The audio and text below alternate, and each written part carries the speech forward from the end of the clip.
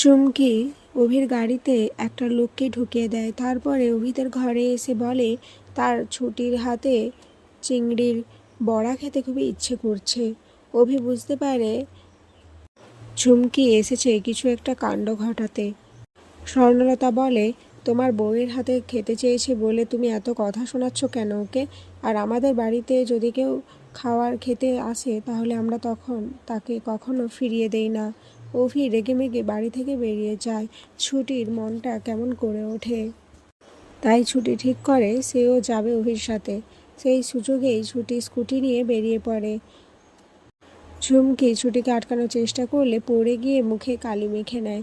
অপরদিকে ছুটি স্কুটি নিয়ে আসতে গিয়ে দেখে যে অভির গাড়িতে অন্য একজন ড্রাইভার বসে রয়েছে, অভি গাড়িতে নেই। ছুটির এটা দেখে মনে সন্দেহ জাগে আর গাড়িটাকে ফলো করতে থাকে। তো বন্ধুরা, তোমাদের কি মনে হয় ছুটি কি পারবে অভিকে বাঁচাতে? আর ঝুমকির আসল উদ্দেশ্য কি বুঝতে পারবে? অবশ্যই কমেন্টে জানিও।